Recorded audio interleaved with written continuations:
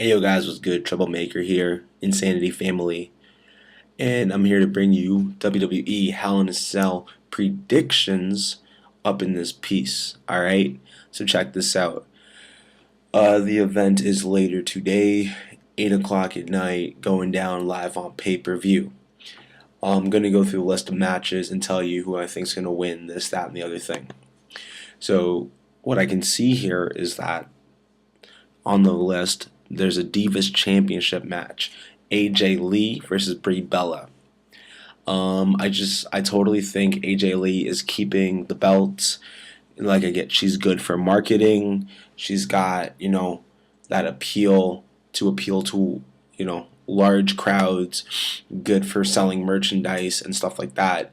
So with all that being said, she is going to fight to keep that spot, top of the line for the Divas Championship, and she is keeping her belt at Hell in a Cell.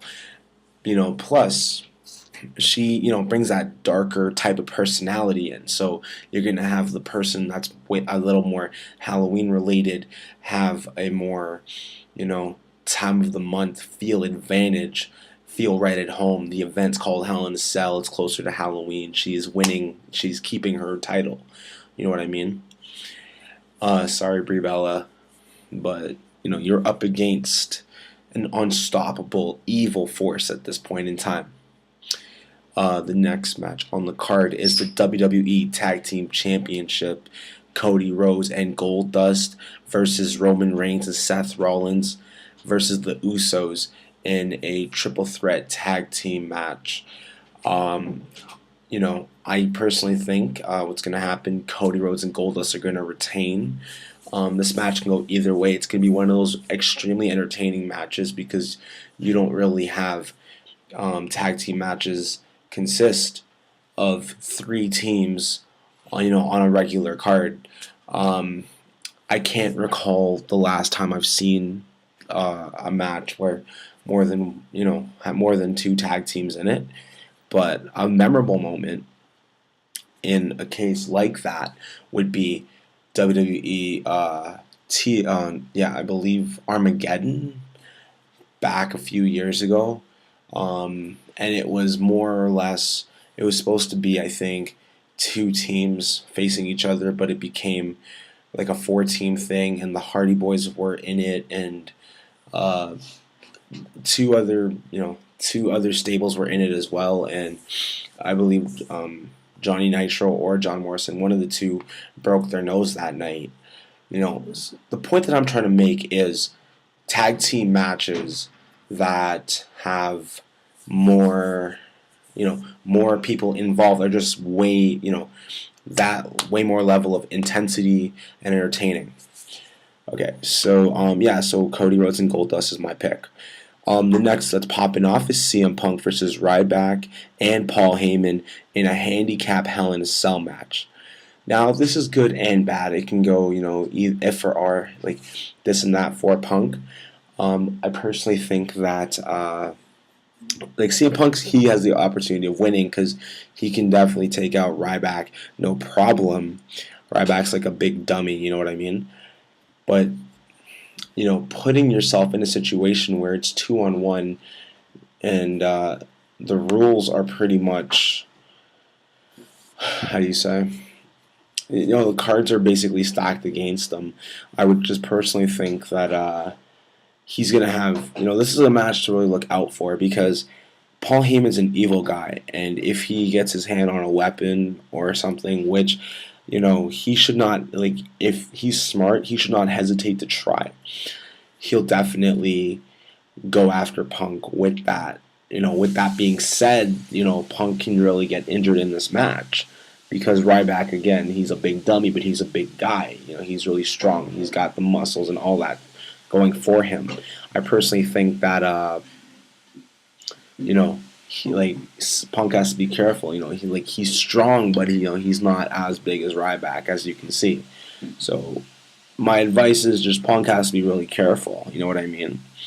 Going into this, a level of intensity that Punk's gonna be facing is, it's intense. It's crazy because like I'm saying, Heyman, he's smart, Like he could already have a plot to maybe have that cell lifted, have Curtis Axel come in, because Hell in a Cell there are no rules practically, and the point is to get a pinfall or submission.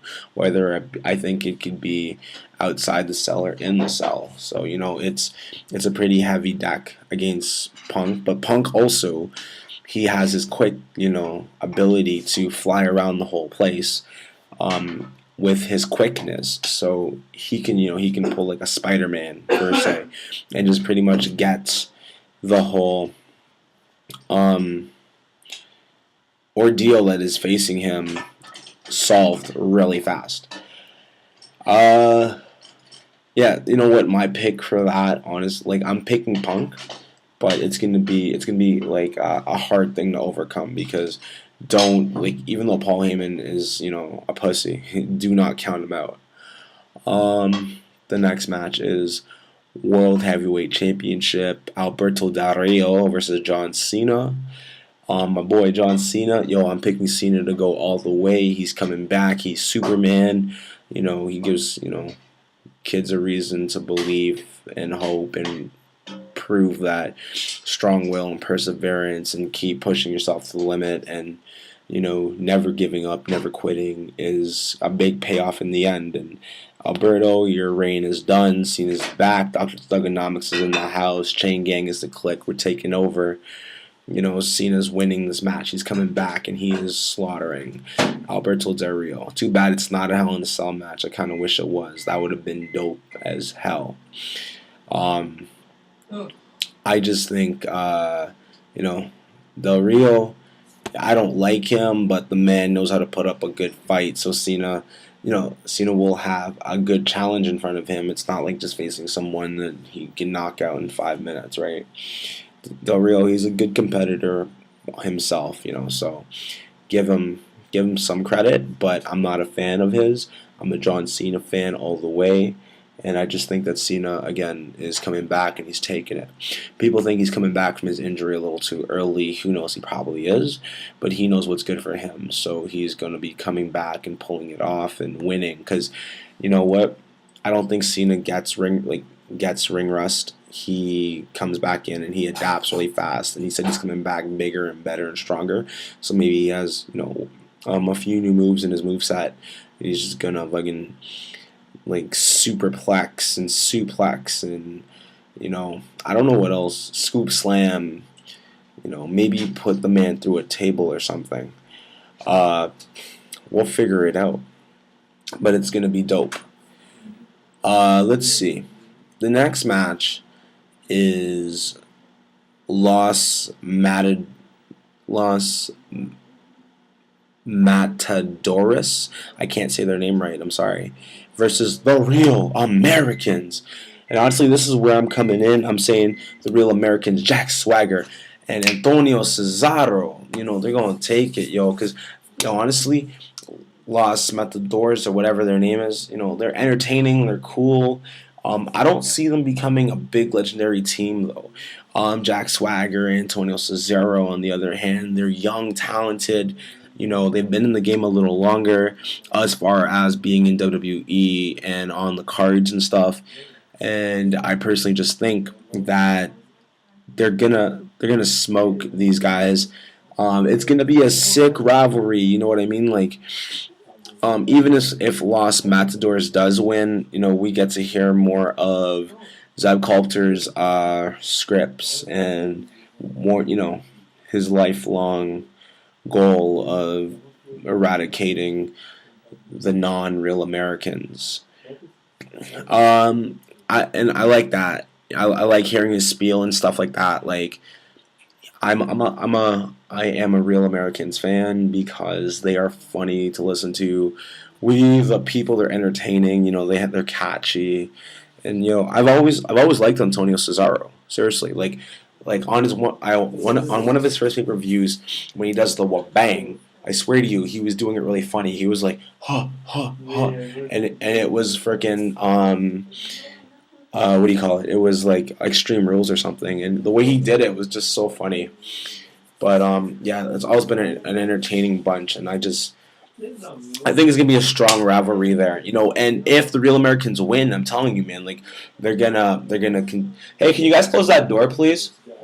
Can you guys close that door? Hello? Can you please close your door? No, honestly, like I'm in the middle of something. Okay.